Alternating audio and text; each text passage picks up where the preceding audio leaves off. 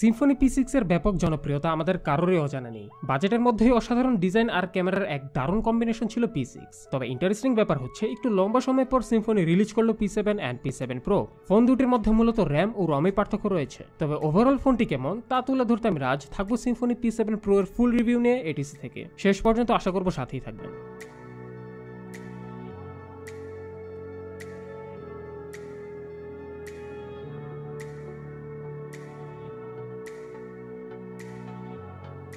Design wise P7 আর P7 Pro exactly same. এর design প্রায় Symphony Z7 এর মতো। ফোনটি সম্পূর্ণ প্লাস্টিক বিল্ড একটি স্মার্টফোন। ব্যাক কভারটি রিমুভেবল এবং এতে ইলেকট্রোলাইজড ডিজাইন করে দেওয়া হয়েছে। কভারটি রিমুভ করলে একটি স্ট্যান্ডার্ড ও একটি micro SIM card slot, SD card slot ও একটি রিমুভেবল 2600 mAh ব্যাটারি পাওয়া যাবে। ব্যাক সাইডের টপে রয়েছে main camera with tri LED flash light. Back সাইডের এজগুলো হালকা কার্ভড এবং একই সাথে চারদিকের কর্নারগুলো রাউন্ড, যা গ্রিপিং এ সাহায্য করে। টপ সাইডে রয়েছে মাইক্রো USB পোর্ট এবং 3.5mm অডিও পোর্ট। ব্যাক সাইডে থাকছে স্পিকার এবং microphone.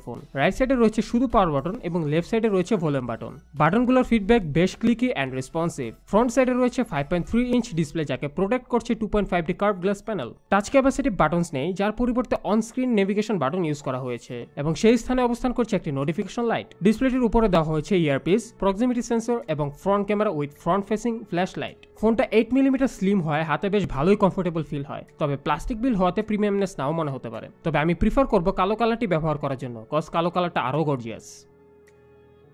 5.3 inch HD IPS display ব্যবহার করা হয়েছে Symphony P7 and P7 Pro তে। 2.5D curve glass panel protect করছে ডিসপ্লেটিকে। ডিসপ্লে সাইজ অনুযায়ী শার্পনেস আশানুরূপ ছিল না, আর তার সাথে টাচ কোয়ালিটি ছিল দুর্বল। আর তাছাড়া ডিসপ্লেটা কিছুটা নেগেটিভ হয়, বাট ইট ইস ওকে। সবকিছুর মধ্যে কালার রিপ্রোডাকশনটাই ভালো ছিল। আর এই সাইজের ডিসপ্লেতে যে কোনো ধরনের ভিডিও কন্টেন্ট দারুণ উপভোগ্য হবে। 1080p ভিডিও প্লে করেছিলাম, যা বেশ দারুণ ছিল এবং একই সাথে স্মুথ। হার্ডওয়্যার সেকশনে এসে গেলাম। P7 and P7 Pro তে কি থাকছে তা বলার পূর্বে যে কথাটা বলবো তা হচ্ছে আমাদের কাছে রিভিউর জন্য কোনো P7 ছিল না, but trust me, P7 and P7 Pro তে পারফরমেন্সের তেমন কোনো পার্থক্য নেই। দুটো ফোনেই থাকছে MediaTek MT6735 চিপসেট, যা একটি 1.25 GHz কোয়াড কোর প্রসেসর। দুটো ফোনেই 16GB ইন্টারনাল স্টোরেজ ইউজ করা হলেও P7 এর 2GB RAM এবং P7 Pro তে 3GB RAM ইউজ করা হয়েছে। এদের Antutu বেঞ্চমার্ক রেজাল্ট ছিল 30,425 এর মতো এবং নেনামার্ক 2 তে স্কোর করেছে অ্যারাউন্ড 57.7 FPS। পারফরমেন্স আসলে ভালো ছিল না, যদিও ডেইলি টাস্কগুলো মোটামুটি ভালোভাবেই সম্পন্ন করা যায়। তবে গেমিং এর ক্ষেত্রে বলতে গেলে এটি মোটেও কোনো গেমিং ফোন না, তাই এটাকে সেভাবে বিচার করলে ভুল হবে। তবে আশাহত হওয়ার কিছু নেই, আপনারা ছোট ছোট গেমগুলো সহজেই খেলতে পারবেন।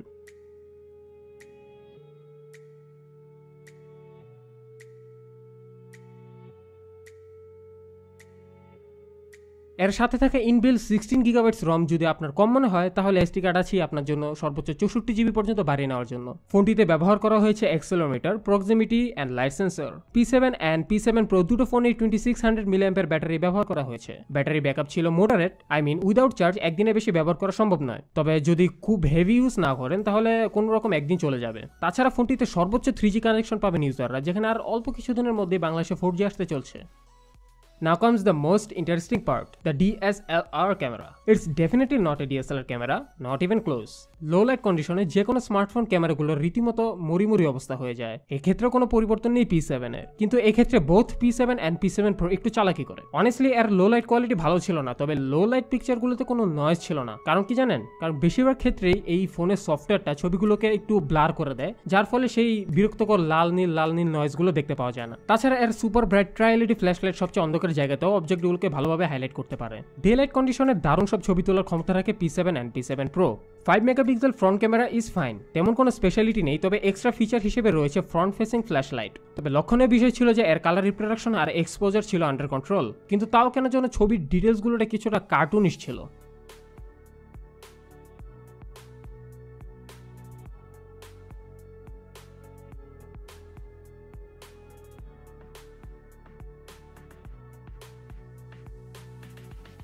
অ্যান্ড্রয়েড 6.0 মার্শমেলোতে রান করছে P7 and P7 Pro।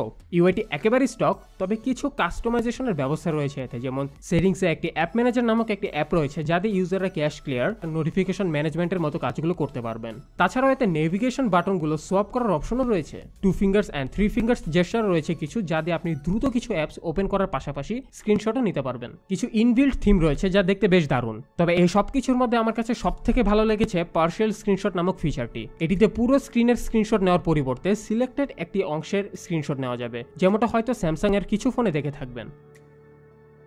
সর্বোপরি এতে রয়েছে ওটি আপডেট সিস্টেম, ফিচার ওএস আপডেটগুলো সহজেই পাওয়ার জন্য। বাজেট ওরিয়েন্টেড ডিভাইস হওয়াতে এর থেকে বেশি এক্সপেকটেশন করা উচিত হবে না, তবে এখনকার সময়ের সাথে বিবেচনা করলে দেখা যাবে এতে কিছু ফিচার মিসিং রয়েছে, যেমন তারা চাইলে ফিঙ্গারপ্রিন্ট সেন্সর অ্যাড করতে পারতো, কজ এই দামে সিম্ফনি R100 পাওয়া যাচ্ছে ফিঙ্গারপ্রিন্ট সেন্সর, আর ডিসপ্লে টাচ কোয়ালিটি যদি একটু ভালো হতো তাহলে অনেক বেটার হতো।